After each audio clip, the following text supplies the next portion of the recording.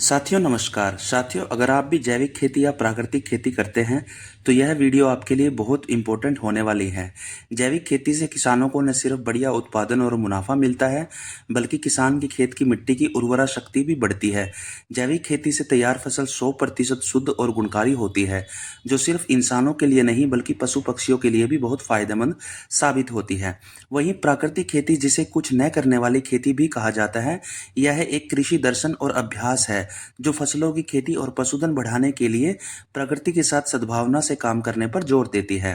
तो प्राकृतिक खेती के नेचुरल खेती के कुछ घटक होते हैं, कुछ फायदे होते हैं, उनके बारे में हम थोड़ी बात कर लेते हैं। प्राकृतिक खेती में क्या होता है? बीज की बचत होती है, पशुधन का एकीकरण होता है। प्राकृतिक खेती के जो मुख्य लाभ हैं दोस्तों, वो ये है कि पहला जो है पर्यावरण का स्थिरता होती है, पर्यावरण में स्थिरता आती है। दूसरा इसका जो लाभ होता है, हमारी मिट्टी का स्वास्थ्य जो है वो बेहतर होता है। मिट्टी की गड़बड़ी से बचने और कार्बनिक पदार्थों का उपयोग करके प्राकृतिक खेती मिट्टी की संरचना, उर्वरता और सूक्ष्म जीव गतिविधियों को बढ़ाती है। इससे फसल की पैदावार बढ़ती है और पर्यावरणीय तनाव के प्रति लचीलापन बढ़ता है।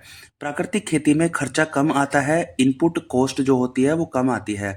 प्राकृतिक खेती स्थानीय रूप से उपलब्ध संसाधनों पर निर्भर करती है, और जो हमारे केमिकल होते हैं, केमिकल फर्टिलाइजर या पेस्टिसाइड होते हैं, उनका उपयोग भी प्राकृतिक खेती में कम किया जाता है। तीसरा इसका जो फायदा है दोस्तों, जलवायु परिवर्तन के प्रति ये फसलों में और जमीन में लचीलापन पैदा करती है। चौथा इसका फायदा है कि पोषक तत्व चक्रण में मदद करती है। प्राकृतिक खेती बंद पोषक चक्र को प्रोत्साहित करती है, जहां कृषि प्रणाली के भीतर कार्बनिक पदार्थ और पोषक तत्वों को कुशलतापूर्वक पुनर्चक्रित किया जाता है। इससे जल निकायों में पोषक तत्वों का अपवाह और प्रदूषण कम होता है। प्राकृतिक खेती में दोस्तों कौन कौन सी चुनौतियां आती हैं, अब हम चुनौतियों के बारे में बात कर लेते हैं। पहली चुनौती आती है संक्रमण अवधि। दूसरी चुनौती आती है हमारी ज्ञान और प्रशिक्षण की कमी। तीसरी चुनौती आती है बाजार तक पहुंच की कमी।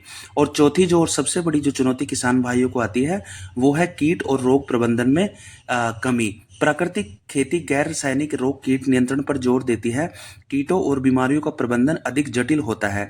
तो साथियों, क्योंकि प्राकृतिक खेती में हम कोई भी केमिकल का इस्तेमाल नहीं करते, इसलिए कीटों और रोगों का प्रबंधन थोड़ा सा मुश्किल होता है प्राकृतिक खेती के अंदर।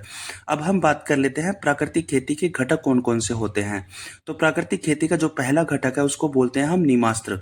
नीमास्त्र जो है वो बीमारियों को रोकने या ठीक करने, और पौधों के पत्ते खाने वाले और पौधों का रस चूसने वाले कीड़ों या लार्वा को मारने के लिए किया जाता है।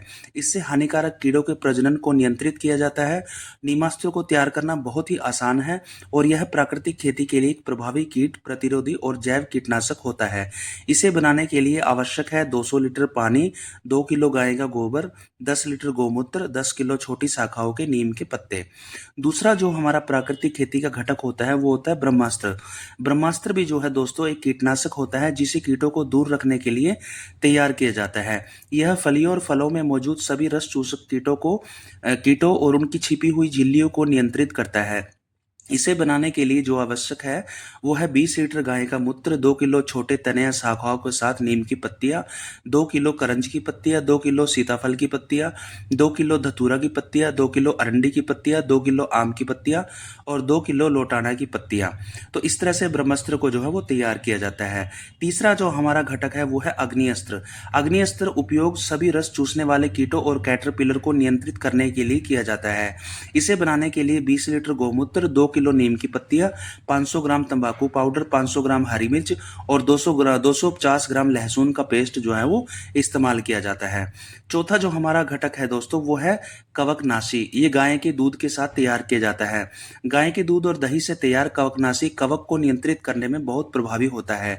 इसे बनाने के लिए 3 लीटर दूध और उससे दही तैयार करके मलाईदार परत को हटा दिया जाता है, और कवक की भूरे रंग की परत बनने तक 3 से 5 दिन के लिए इसको छोड़ दिया जाता है। इसे अच्छी तरह से मथ लें और पानी में मिलाएं और संक्रमित फसलों पर इसका स्प्रे कर सकते हैं। तो साथियों, ये कुछ घटक है जो प्राकृतिक खेती में इस्तेमाल किए जाते हैं। प्राकृतिक खेती के बहुत सारे फायदे होते हैं दोस्तों। एक तो सबसे बड़ा फायदा ये होता है कि किसानों की लागत कम आती है। किसानों की जो केमिकल के ऊपर निर्भरता है वो कम हो जाती है।